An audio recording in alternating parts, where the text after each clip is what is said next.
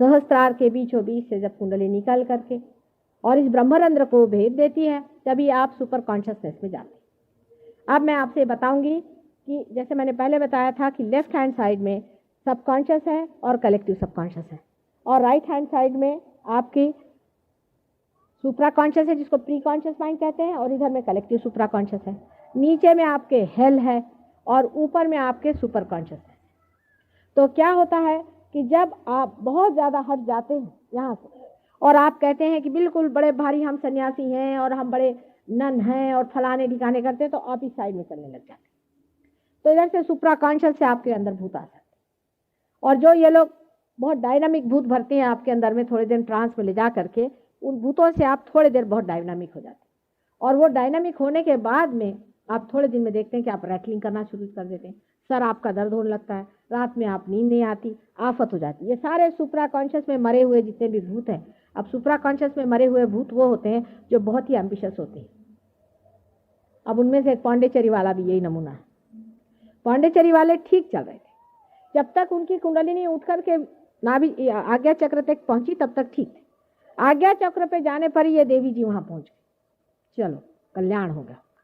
उनकी कुंडलिनी ऊपर से नीचे धड़ाक से गिराई, उनकी कुंडलिनी नीचे गिर रही, दोनों साइड से जो भूत थे उसके अंदर घुसा। अब ये मुझे आप बताइए कि पांडेचेरी का एक भी आदमी आपने सेंसिबल देखा है?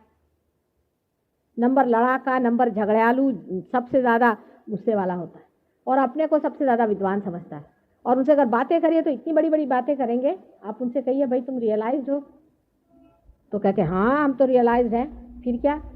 मेरे सामने तो यूं यूं थर थर कांपते और गर्दन यूं यूं हिलती उनकी। तो मुझे कहने लगे कि माँ ये तो शक्ति की वजह से होता। मैंने कहा ठीक है, लेकिन ये पड़ोस में जो लोग होता है उनका भी होता, उनसे पूछो तुम कहाँ से आए, पता हुआ वो पागल खाने से आए। इस प्रकार इतना ज्यादा अंधकार है, इतना अंधकार है कि मैं आपसे क्या बताऊं। इनसे छूटे आप तो आप वृंदावन चलिए, वहां सारे कंस के अनुचर वहां पर बैठे हुए हैं, पांडे जी बनकर के, और क्या दुबे जी और चौबे जी बनकर इतने बड़े बड़े पेट लिए बैठे। उनकी पेट पूजा को दो, नहीं तो उनको एक गैया दे दो, वो भी नहीं हुआ आपसे श्रद्धा से, तो दो चार जूते ही दे दो तो अच्छा रहेगा। एक भी इसमें का आदमी मैंने सही नहीं देखा, मैं सब दूर जाके आई आपके लिए, मैं सब। और वो बोलने लगे कि हम तो राधा जी की साड़ी आपके लिए लाए। मैंने कहा अच्छा आपको क्या तकलीफ है? मुझे हाई ब्लड प्रेशर है, हम तो हित वाले हैं, हम तो वृंदावन में राधा जी की बहुत सेवा करते हैं। मैंने कहा फिर तुम्हें ब्लड प्रेशर हुआ ही कैसे? वो तो हमारे खानदान में ही हो रहा। मैंने कहा ठीक, और सब हमारे खानदान में जी बस 30-32 साल में मर जाते हैं। मैंने कहा ठीक, राधा जी की सेवा करने से अगर 30-32 साल में आप मर जाते हैं तो आप किस तरह की सेवा करें भगवान जाने। और उन्हीं की वजह से ब्लड प्रेशर सबका मैं उतार रही हूँ और आपका ब्लड प्रेशर बढ़ा। ये एक दूसरे नमूने अपने देश में और है, जो गल्लो गल्ली हर जगह बैठे हैं। अभी यहाँ पर ठीक है, हनुमान जी जागरूक है, इसमें कोई शंका नहीं, जागरूक थे, हम अभी देखा नहीं जाके फिर क्या हाल है, वहां से गायब भी हो गए होंगे, क्योंकि चित्त हट जाता। हमारा खुद ये हाल है, हमारे फोटोग्राफ खुद हम देखते हैं कि कुछ दिनों में वहां से हमारा चित्त हटाओ, फोटोग्राफ एकदम काला सा पड़ जाता है, क्योंकि वहां से चित्त हट गया हमारा। कुछ व्यभिचार हो रहा, हमारा फोटो रखा है, वहां गंदगी हो रही, बुरी बातें हो रही, हमारा वहां से चित्त हट जाता है, हमारा खुद ही चित्त हट जाता है। कोई ऐसा आदमी आता तो चित्त हट जाता है। यही एक खराबी है देवताओं में, कि इनका चित्त हट जाता है। गणेश जी का अगर चित्त हट गया तो गए, फिर तो नुकसान ही नुकसान है। गणेश जी तो बहुत ही, और फिर दूसरे हनुमान जी, तीसरे भैरवनाथ जी हैं। ये 3 आदमियों को बहुत बचाना पड़ता है। तो यही भैरवनाथ जी जो है, इन्हीं को बाइबल में सेंट माइकल कहते हैं, और जो हनुमान जी हैं इनको गैब्रियल कहते हैं। ये दोनों एक ही जीव हैं, और जो यहाँ पर इन दोनों चक्रों पे हमारा, इन दोनों नाड़ियों पे, ईड़ा और पिंगला नाड़ियों पे हमारा संरक्षण करते हैं। इधर तो भैरवनाथ जी हैं और इधर में हनुमान जी, पर उनकी भी एक हद होती है। हद से ज्यादा आप अगर बेकार हो गए तो कहते जाओ चूल्हे।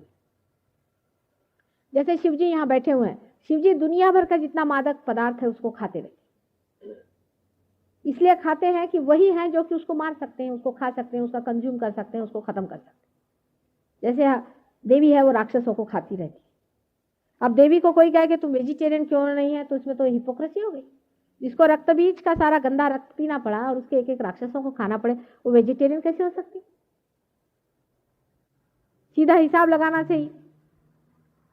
कोई अगर बहुत ही बड़ा वेजिटेरियन होता तो मैं कहती हूँ उसको कम से कम गोश्त ला के उसको छू लो, एक्सट्रीम पे मत जाओ। इतने अगर तुम दूध के बने हुए हो तो तुम देवी जी के साथ नहीं खड़े हो सकते।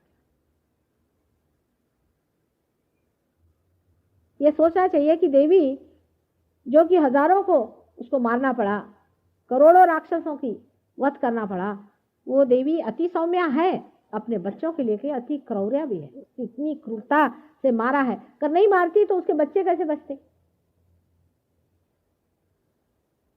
लेकिन हिंदू धर्म में पता नहीं कहां से वेजिटेरियनिज्म आ गया। अगर आप शक्ति को मानते हैं और देवी को मानते हैं तो वेजिटेरियनिज्म के कौन से सवाल आ गए?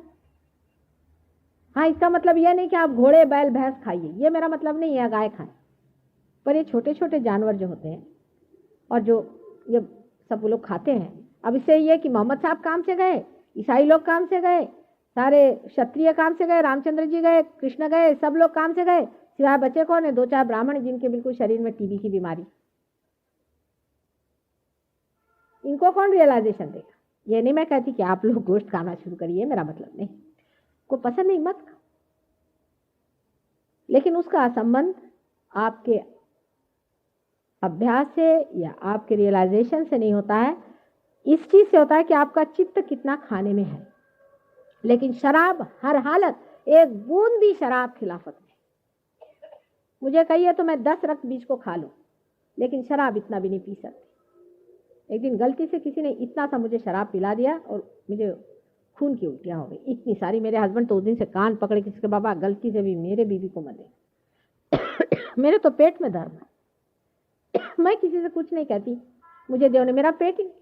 आपने देखा कल मैं भाग के उधर गई थी, यहाँ पर कोई बड़ा ही गंदा आदमी आ गया था, उसके कारण मेरे पेट में धर्म दौड़ा। मैंने कहा चलो इसको निकालो, नर्क में डालो ना, मेरे पेट में धर्म है। जरा सा कुछ ऐसा देखती हूँ, कोई अगर नंगी औरत है या ये कैबरे डांस, अब कभी मुझे तो इससे बिल्कुल ये नहीं, लेकिन कहीं जाओ जबरदस्ती, हम लोग की लाइफ ऐसी है सरकारी, तो उसमें सरकारी नौकर को जरूरी कैबरे डांस देखना चाहिए, नहीं तो उसकी नौकरी नहीं चलती।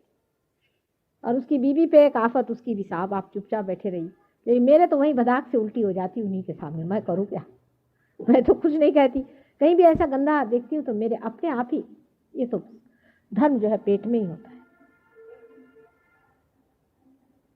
रियलाइजेशन में मनुष्य किस तरह से उठता है, कहाँ तक पहुँचता है, ये मैंने आज बताया। कल आपको मैं ये बताऊंगी कि मन की स्थिति में आप रियलाइजेशन में कैसे कैसे उठते हैं और कैसे कैसे निर्विकल्पता आप में स्थापित होती है और उसके लक्षण क्या होते हैं।